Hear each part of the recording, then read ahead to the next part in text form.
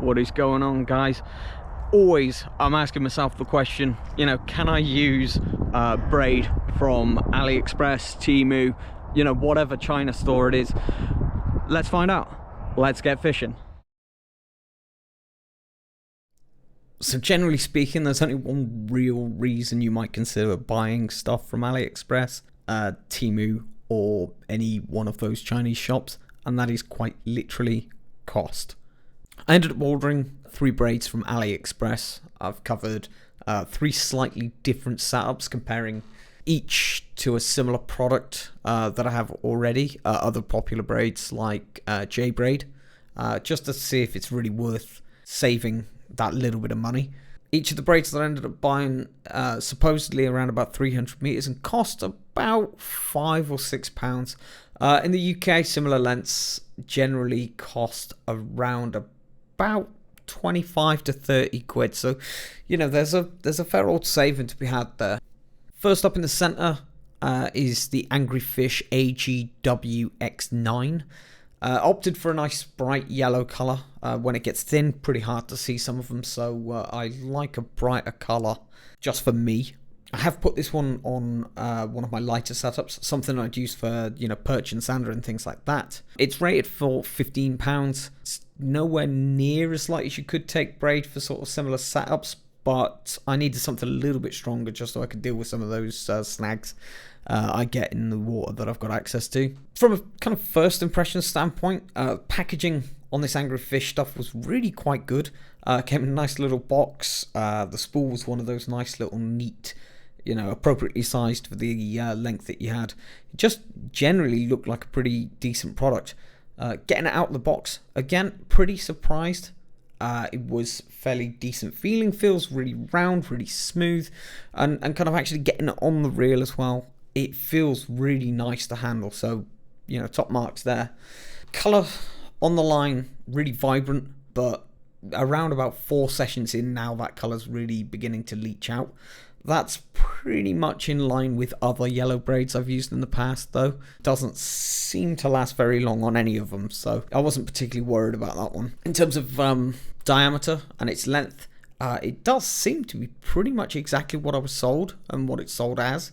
I've only got a couple of other thin diameter braids to compare it to. I can't measure anything quite that small, so it did seem to fit in about where it was. I've got some 0.08mm braid and I've got some 0.12 braid, and it's pretty much bang in the middle, so yeah, at least visually it looks the part. On the left is the Joy of Fishing Power Strong.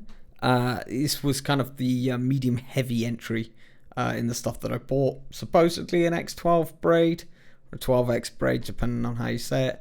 And it came in a multicolored finish. That means, you know, every 20 meters or so it changes the color of the braid, so you can kind of work out how much line you've got left in the water and things like that. It's rated at 0.16mm diameter and around about £30. Chances are this one's going to end up on my medium setup, something I used to chuck, say, 20 gram lures out for pike fishing. This one did, though, fail the first 2 kind of breaking strain tests I put it through very quickly. In fact, it broke around about 1 kilo of pressure. It just snapped on the first 2 tests, and I was really concerned about it. But then I took off a couple of meters from the spool, which didn't look in the best shape. Cut that off and repeated the tests again, and actually then it held up pretty much where it should be. From a quality perspective, this one really came out feeling quite cheap. It had a really oversized spool that it came on, and truthfully it doesn't look like there's 300 meters on there either. That said, it could just be the fact that it's quite a tall spool that's kind of throwing me off a bit. I did, though, on this one really find it hard to separate the strands, so I have absolutely no idea whether it is the 12 strands that it claims to be.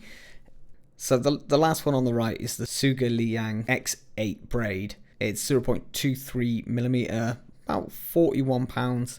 This would typically go on one of my heavier rods that I'd use for chucking, you know, 100 gram plus lures out to target bigger pike. Similar to the Joy Fishing one, this one really didn't have that same feel of quality lighter braid one did. And again, it doesn't seem like it's got that 300 meter of line on the spool. Again, it came on a tall spool and I could just be thrown off. The one thing that I was pretty surprised about with all of these braids though is that they did seemingly hold up pretty close to their advertised breaking strength.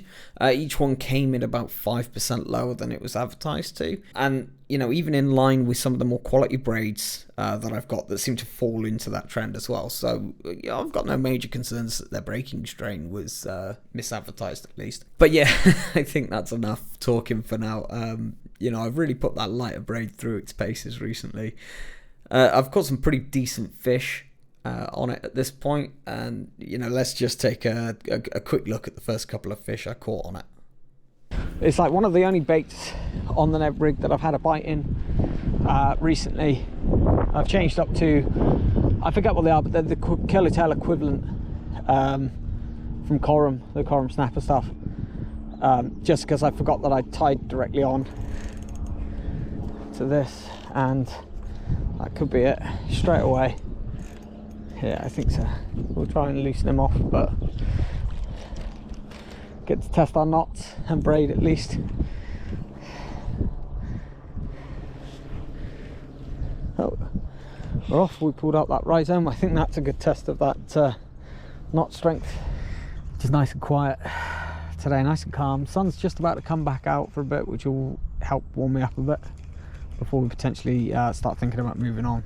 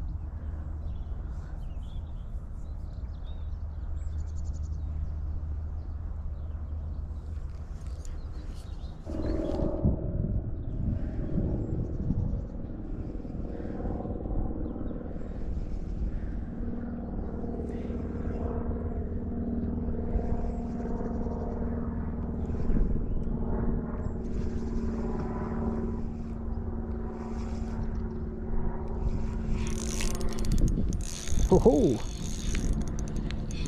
oh man, it's a nice little perch. Nicely done. Oh, in the net. That is by my standards, cheeky little fish.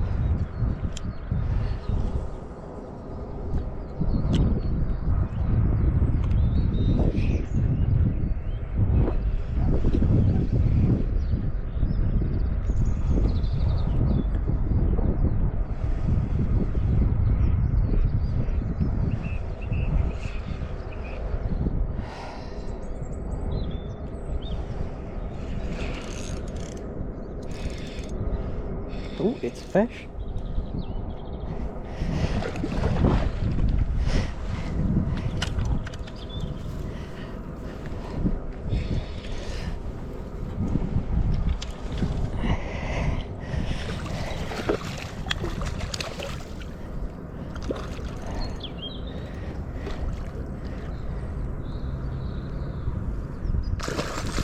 An unexpected little pike. There we go, guys.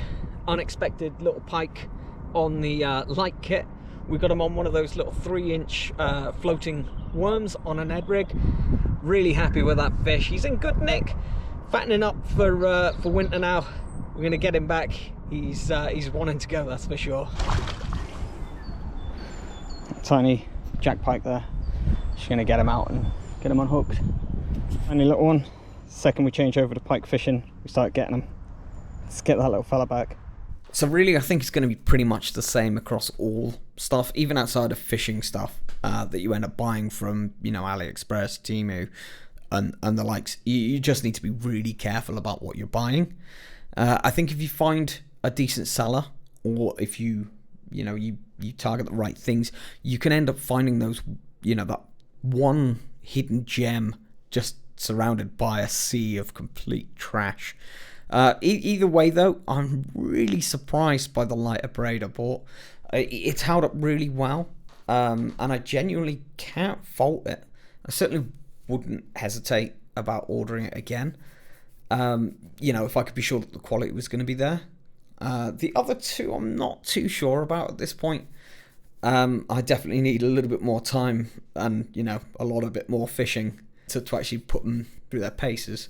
I've got some more videos coming up really soon. Chuck me a like and subscribe. Really appreciate that. Don't forget to set your notifications so you don't miss those upcoming videos. If you've got your own horror stories, or maybe there's one product that you found that blew you away on AliExpress or Temu or whatever, stick it down in the comments below. I'd love to hear it. Otherwise, I'll see you in the next one.